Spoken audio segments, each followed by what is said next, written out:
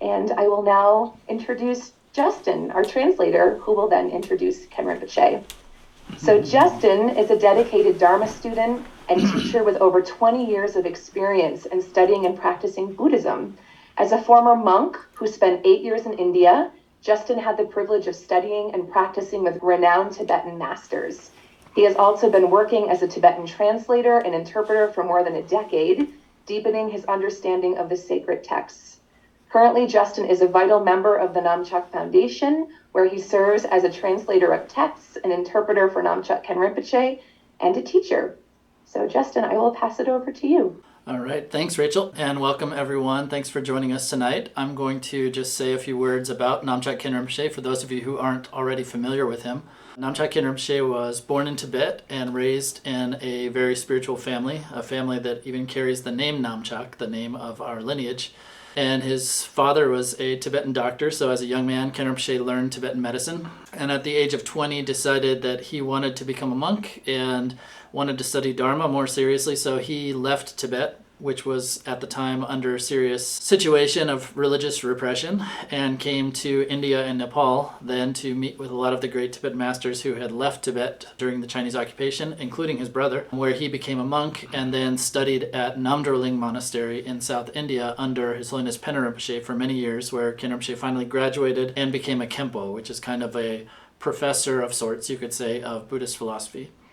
And since then, Khen Rinpoche has been doing annual personal practice retreats, teaching in both the nunneries that are under the management or the direction of Gochen Toko Sangak Rinpoche and the Namchak lineage and Khen Rinpoche, as well as in our Dharma centers all over the world. He has many, many years of experience working with Westerners and does a wonderful job of sharing teachings which come from this very deep wealth of study and practice that he's done, but in a way that is very accessible to the West, as he has so much experience with our culture and ways of being and so forth. So I'll just turn it over now to Khen Rinpoche.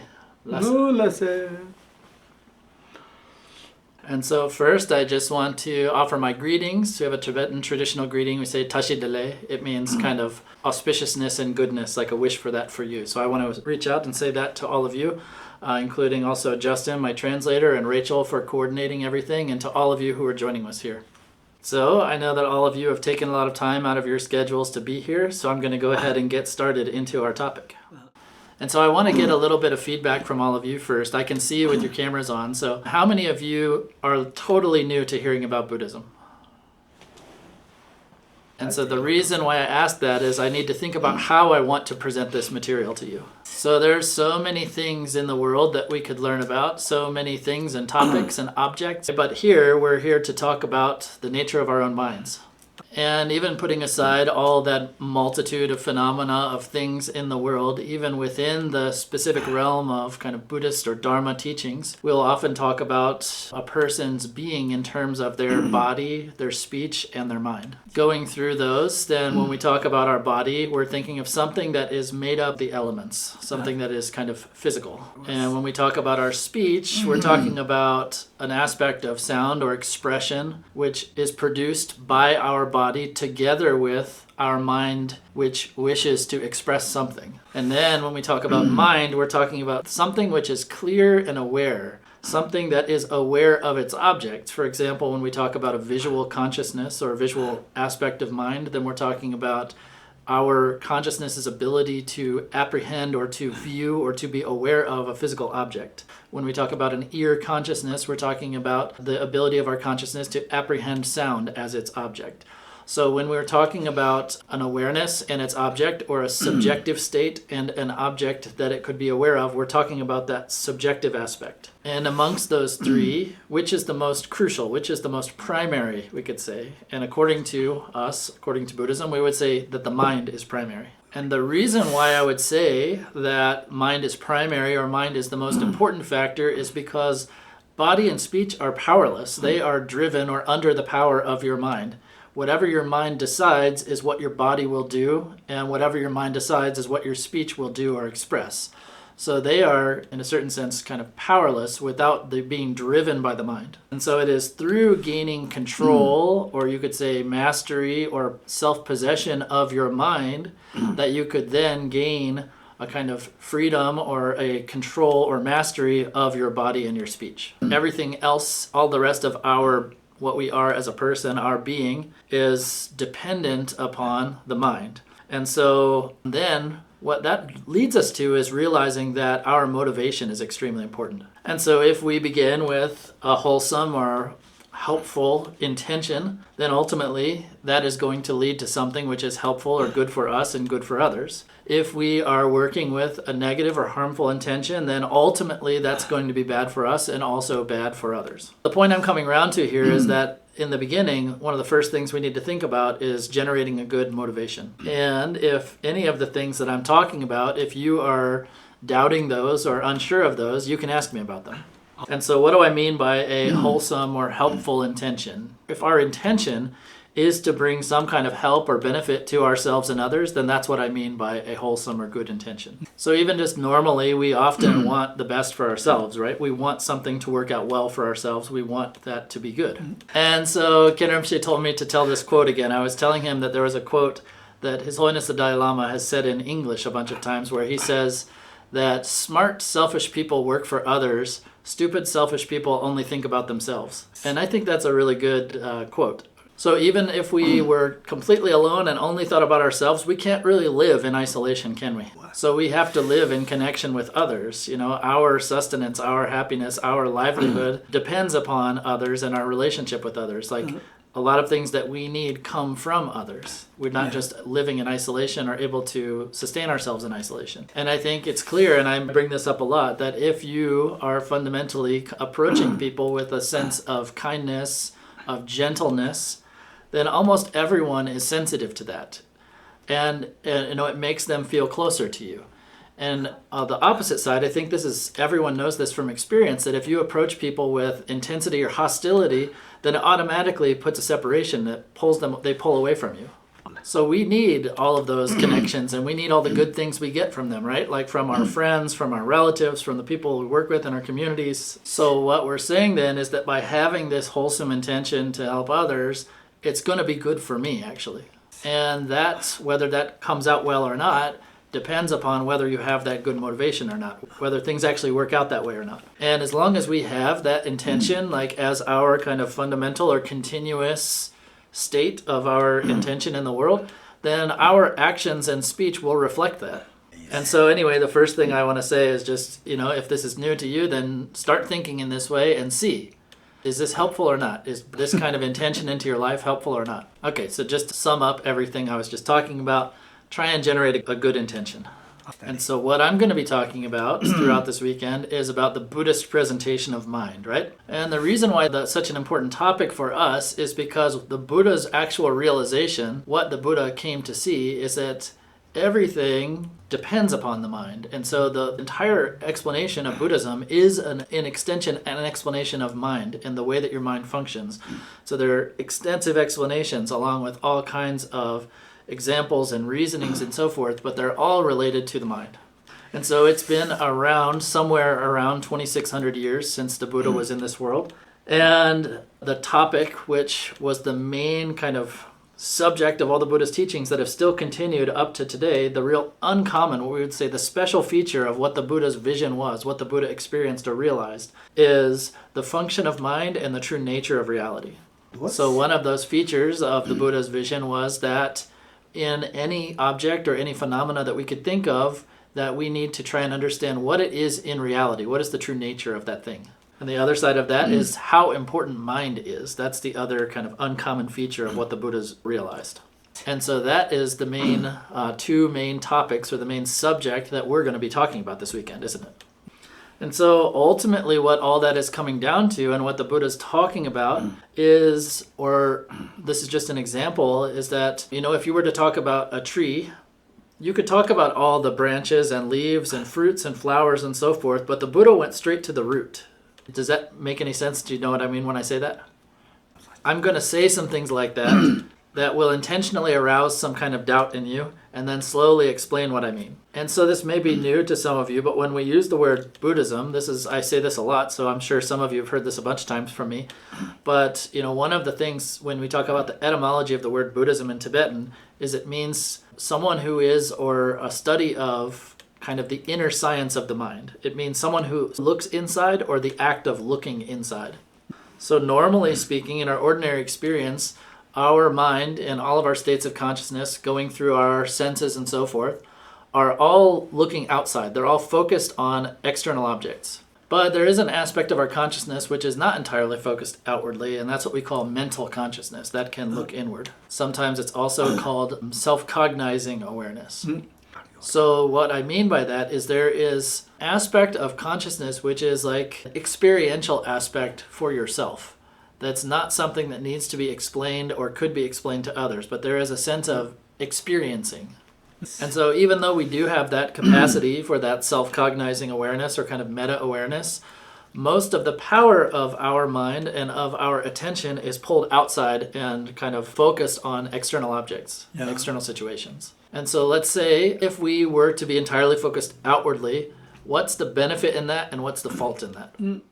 And so on a faulty side or a negative side, what happens is that when we are entirely focused outwardly, it's really easy for us to get sucked into just criticizing everything and seeing the faults in others. Like, this person is doing that bad, they're doing that bad, this was made poorly, all that kind of stuff. So that happens, right? I don't think we really even need to explain that. I think we all do that. Like, whether we mean to or not, we're judgmental and critical. And so it wouldn't be so bad if we could actually recognize our own faults, but for most of us, we don't even recognize our own faults. And so what happens in these situations is that when something bad happens to us, we automatically want to say that it was because of something else or someone else. Oh, they didn't do their work right, they didn't follow through right, they didn't answer my message in time.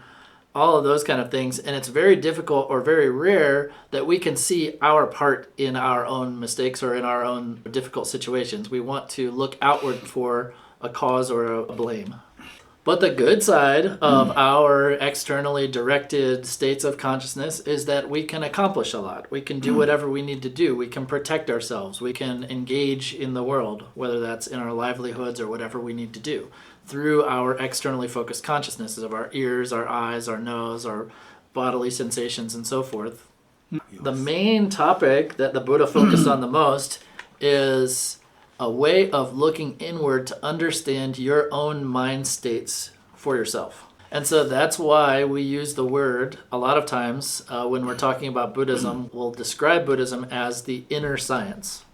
And so when we get into talking about what is inside, then when we're talking about an inner science, what is this inner world, we're talking about the mind. And when we get into discussing the mind, we can talk about all different classifications or ways or kind of aspects of our mental states. So there's different explanations.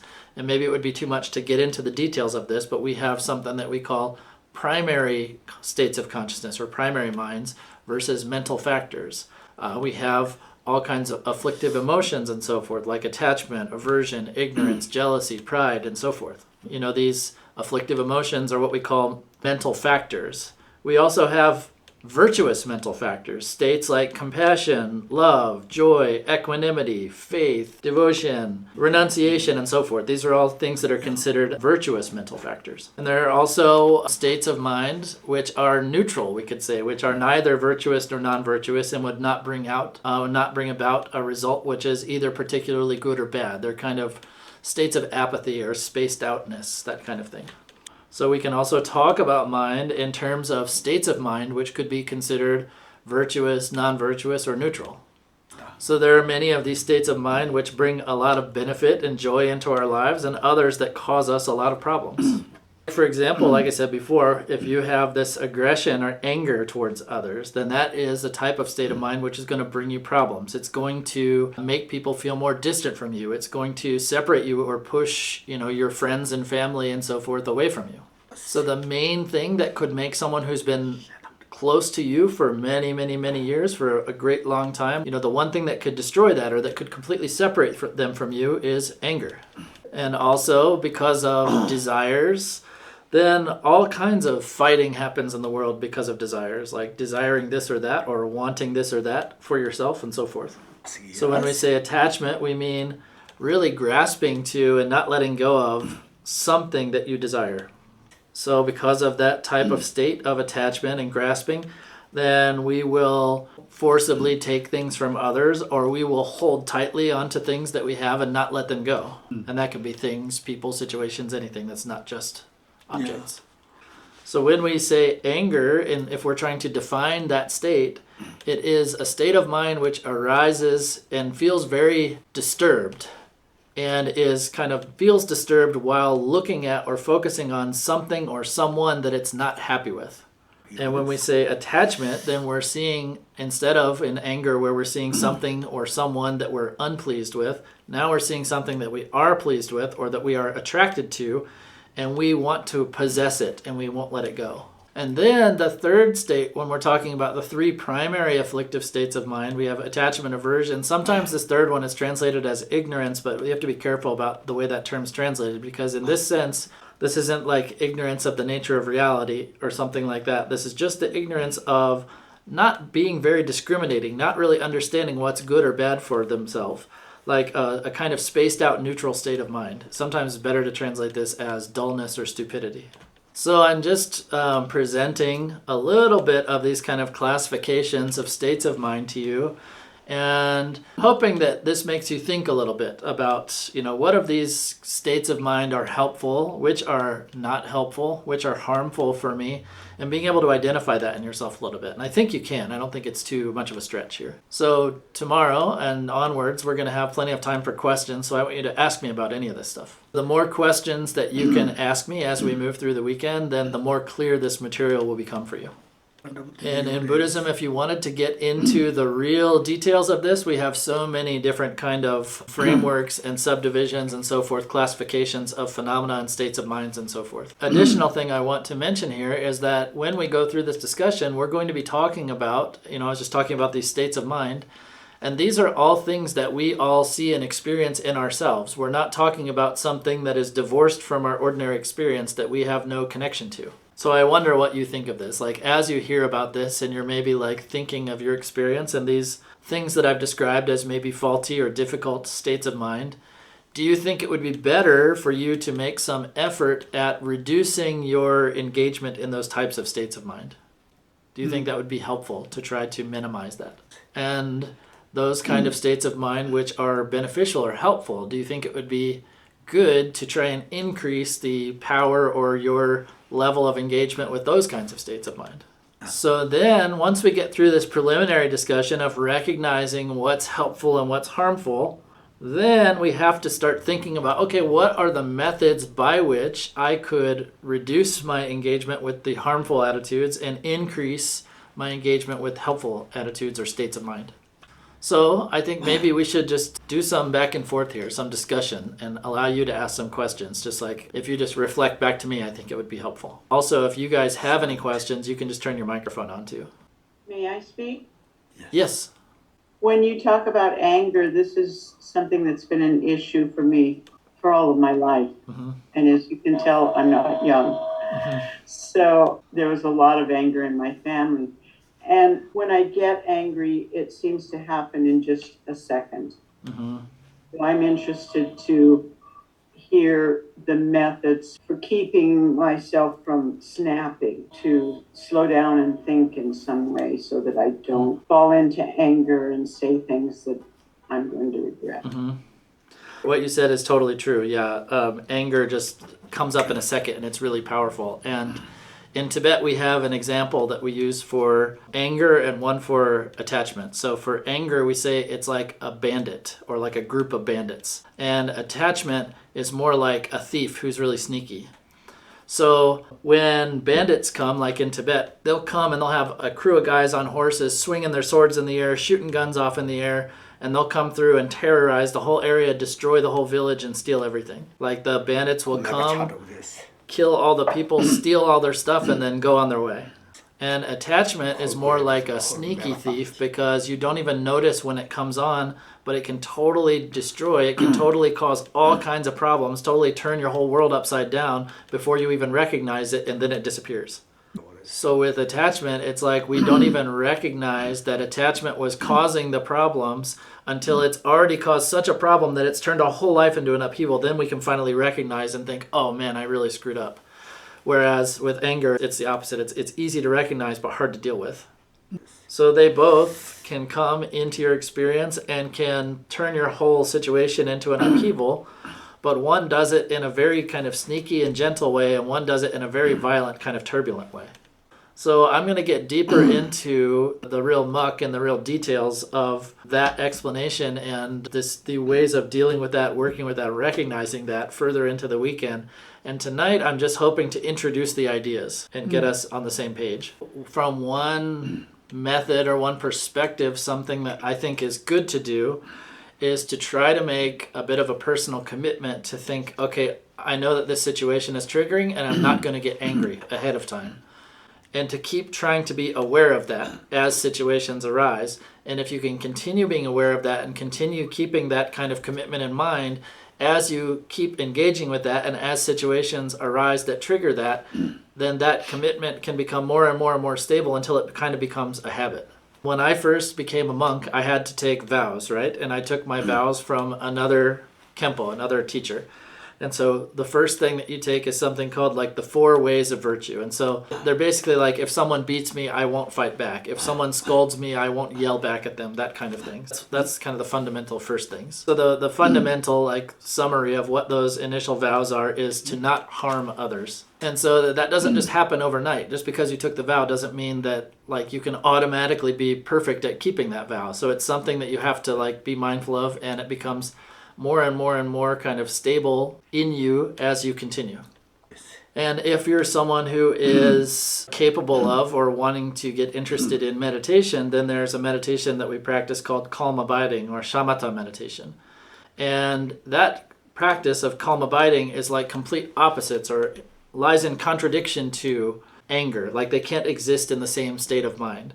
It's kind of like that darkness can't exist while the sun is shining. In the face of the sun, the darkness disappears, that kind of thing. So in that practice of calm abiding, it's just a matter of that the anger can't arise in that state. But then there's another practice called vipassana or insight meditation. And in that type of meditation, then the practice is to recognize the true nature of anger as it arises. And when you see it, it kind of disappears on its own. And then also for someone who is capable at practicing compassion meditation, then the stronger and stronger their practice of compassion gets, then the more and more that suppresses anger. And so that's just a little summary of some of the techniques that we would use.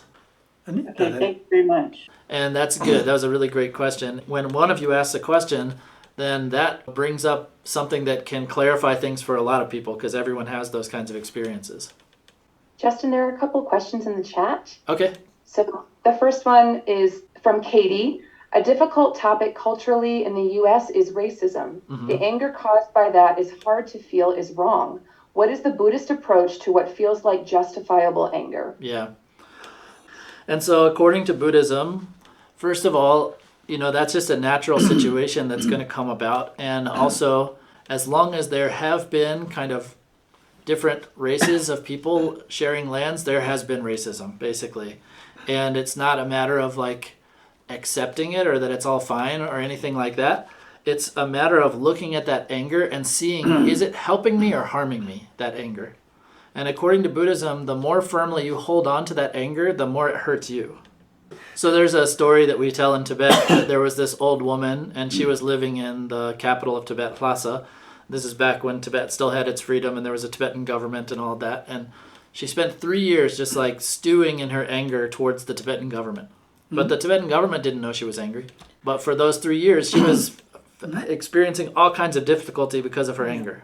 But that anger did absolutely nothing to the government that she was angry at. It not only didn't affect them, they didn't even know she existed. So what we say about that is that the important thing is that fixation that you have in your mind of that anger or that oppression, that holding on tightly, that's what you have to let go of. But you should still do whatever actions that you need to do in order to potentially remedy that situation. If you need to talk to that person who's being bad to you or whatever the situation is. And so you can do whatever you need to do to try and fix that situation, whether that is to talk to that person, to argue with that person, to fill out like any kind of documents or legal documents that you might need to work towards a remedy to that situation, whatever it is. But you should be doing something that you know is going to be helpful to yourself and to others. And you need to recognize that the anger is not helping.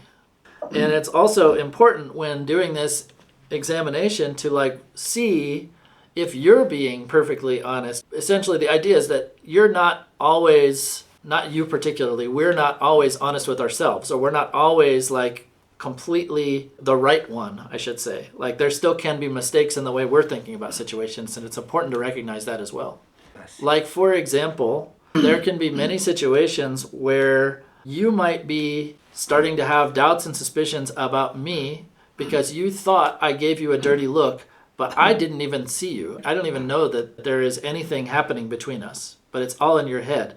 And so that can also be a situation. That happens to us all the time. We create things. And so everyone who lives essentially has their own set of biases that they're living with and they're living within. And it's unrealistic situation for us to think that that's not going to be the case. You know, if we wanted to eliminate all the biases in the world, we'd have to eliminate all the people from the world. You know, sometimes it's good to think also, this is not to downplay the seriousness of racism, but like to understand that everyone is biased. Every sentient being is biased towards their own conditioning. There's another question here from Adrian. When you mention positive or helpful states, it seems that aversion, attachment, and ignorance, none of those seem positive or helpful, except perhaps desire for enlightenment. And then Adrian added after, to clarify question, can you speak more to positive or helpful mental states? Mm-hmm. And so one thing to be clear about in following up with this question is that it's not as if every state of mind that has any connection to attachment, aversion, and ignorance is necessarily 100% negative. For example, a lot of our sense of protection or sustaining situations or like protecting the environment, for example, that's done out of a wish. That's a desire. That's an attachment, actually. And also, like, for example, if a lion is in its like natural habitat and some other aggressive animals come into its habitat, it'll get angry and chase them away, and that is beneficial in the temporary sense of protecting their area. But they're not attitudes which are entirely helpful. And even like neutral states of mind, you know, a state of neutral or kind of that dullness kind of state of mind is a state that we're in when we're just chilling out. So then the more wholesome side, you know, we talked about the afflictive, what we call afflictive emotions. On the virtuous side or the wholesome side, then I think we could talk for a moment about love and compassion. And I think those are easy to hone in on because there's something that we're all very familiar with. So in Buddhism, we say kind of conclusively, like this is like a tenet, you could say, of Buddhism, that there is no living being that doesn't experience love and compassion. When we use the word compassion, we mean a wish for someone or something to be free of suffering. Like, let's take a mother, for example. A mother has attachment, but what is that attachment kind of connected to in her is her love and her compassion. Compassion and love can go together with attachment, but they could never go together with anger.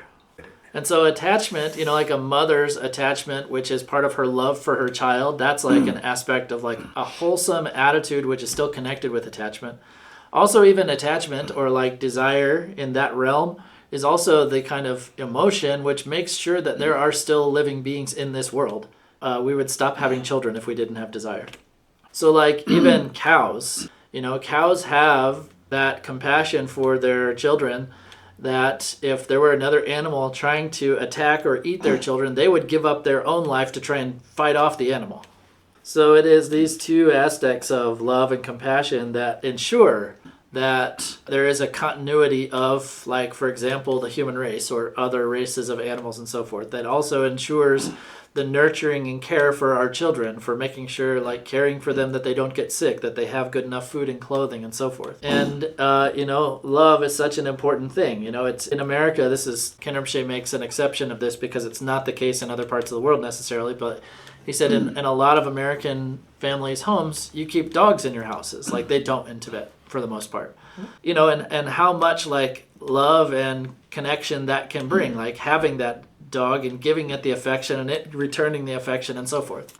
And so even just the fact that humans come together in groups, that we group together as any kind of groupings, anything that brings us together is done through the power of, you could say, through some kind of affection or some kind of love, which is connected to that attachment. And for someone who is a real practitioner on this path of Buddhist practice, then it's through the power of like loving kindness and compassion that can kind of increase the power of their stages of progress, of their stages of experiences and realization and so forth.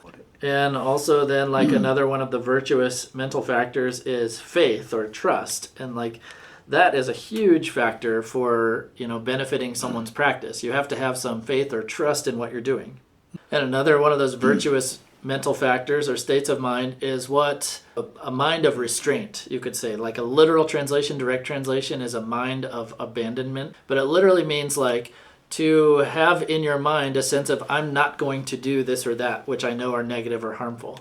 So, having that in mind is a virtuous thing, like having a certain kind of restraint that I'm going to and not going to do certain things. Yes, In Buddhism, we call that state of mind of restraint or that mind of abandonment, we call that ethical discipline.